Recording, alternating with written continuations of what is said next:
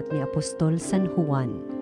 Minamahal kong mga kapatid, kung alam ninyong si Kristo'y matuwid, dapat din ninyong malamang ang bawat gumagawa ng matuwid ay anak ng Diyos. Isipin ninyo kung gaano kalaki ang pag-ibig sa atin ng Ama. Tinatawag niya tayong mga anak ng Diyos at iyan ang totoo. Ito ang dahilan kung bakit hindi tayo nakikilala ng mga makasanlibutan. Hindi nila kinikilala ang Diyos. Mga minamahal, sa ngayon, tayo'y mga anak ng Diyos, ngunit hindi pa nahahayag ang magiging kalagayan natin. Gayunman, alam nating sa pagparitong muli ni Kristo, tayo'y matutulad sa Kanya, sapagkat makikita natin siya sa Kanyang likas na kalagayan. Kaya't ang sino mang may pag-asa sa Kanya ay nagpapakalinis, tulad ni Kristo, siya'y malinis. Ang bawat nagkakasala ay lumalabag sa kautusan ng Diyos, sapagkat ang kasalanan ay paglabag sa kautusan. Nalalaman ninyong naparito si Kristo upang pawiin ang ating mga kasalanan, at siya'y walang kasalanan. Ang nananatili sa Kanya ay hindi nagpapatuloy sa pagkakasala. Ang sino mang nagpapatuloy sa pagkakasala ay hindi nakakita ni nakakilala sa Kanya. Ang salita ng Diyos. Kahit sa ay namamalas tagumpay ng nagliligtas. Umawit ng bagong awit sa Panginooy ialay, pagkat yaong ginawa niya'y kahangahangang tunay. Sa sariling lakas niya at taglay na kabanalan, walang hirap na natamo yaong hangad na tagumpay. Kahit sa ay namamalas tagumpay ng nagliligtas.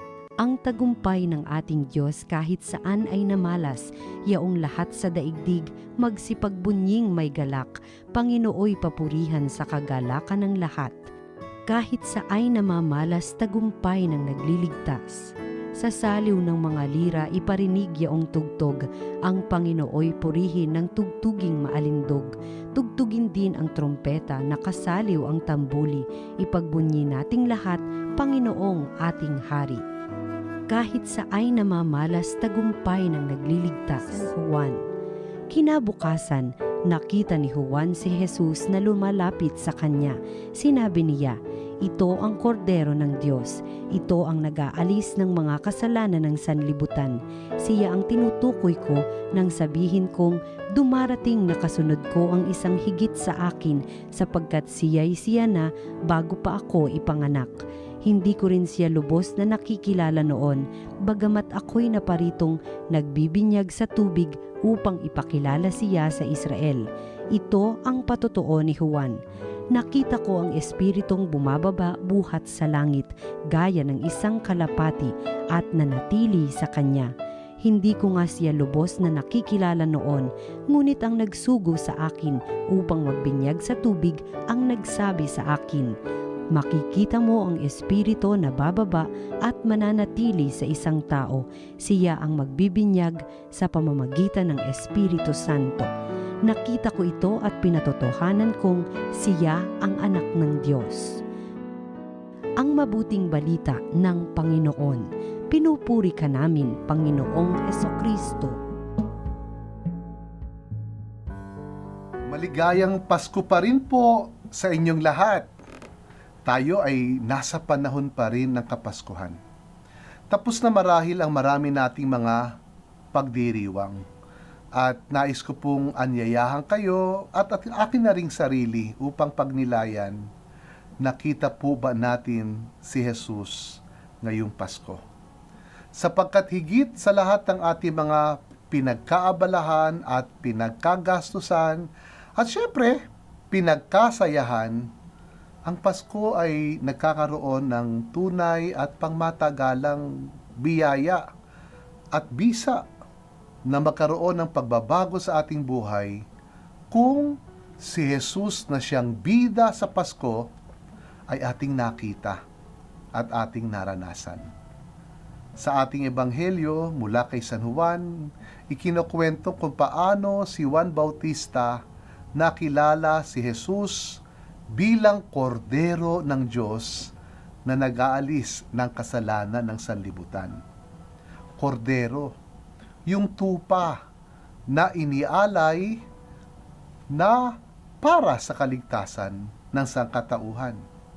Nakita ni Juan Bautista na si Jesus ang mag-aalay ng kanyang sarili para sa kapatawaran ng lahat ng ating mga kasalanan at para maipagkaloob sa atin ang kinakailangan nating kaligtasan. Dahil sa pagkakitang ito ni Juan Bautista kay Jesus bilang kordero ng Diyos, ang buhay niya ay pinangibabawan ng kaligayahan at pasasalamat.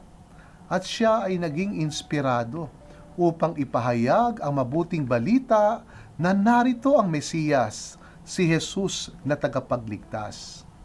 Sapagkat sa kanyang pagkakita kay Jesus at pagkakilala dito bilang kordero ng Diyos, alam niya, natupad ang salita ng Diyos sa kanya na minsang nagsabi, bababa sa taong ito ang Espiritu Santo, at siya ang iyong ipapakilala bilang tagapagligtas ng mga tao. At yun nga ang nangyari. Mga kapatid, paano natin nakita si Jesus nitong nakalipas na mga pagdiriwang natin ng Pasko? Ang kagalakan ng Pasko kay Maria at kay Jose, si Jesus ay nasa kanilang piling. Ang kagalakan ng mga pastol na dumalaw sa Bethlehem, si Jesus ay nakita nila sa sabsaban. Aba, di ba, ang mga anghel sa kalangitan nagsiawit din ng may saya dahil si Jesus ay kanilang nakita. At sa darating na linggo, pagdiriwang natin ang kapistahan ng pagpapakita ng Panginoon.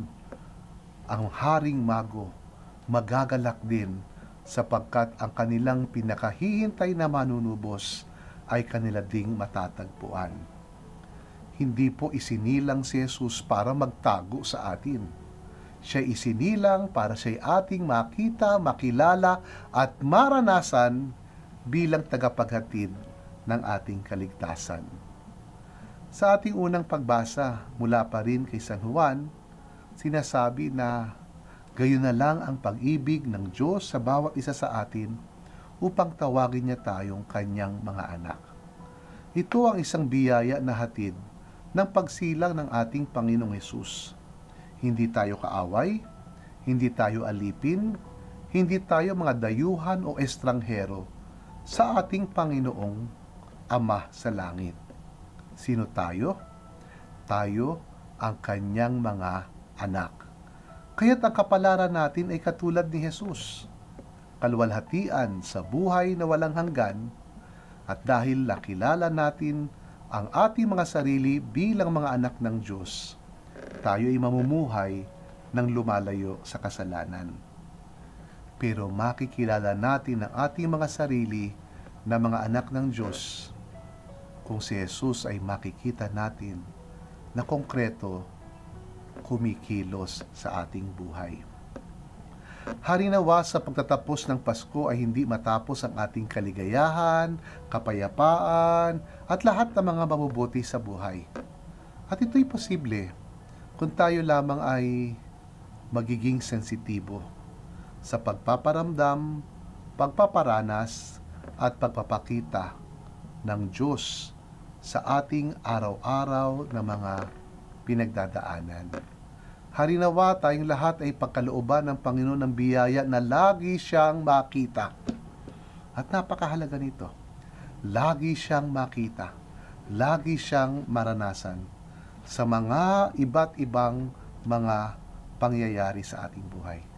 Sapagkat kapag nakikita natin, nararanasan natin, at kumbinsido tayo, narito ang Panginoon, wala tayong dahilan upang matakot at masiraan ng loob. Muli po, maligayang Pasko, at sana ang lahat ng araw ng bagong taon ay isang karanasan ng maligayang Pasko sa ating lahat. At pagpalain po kayo ng makapangyarihang Diyos, Ama at Anak at Espiritu Santo. Amen.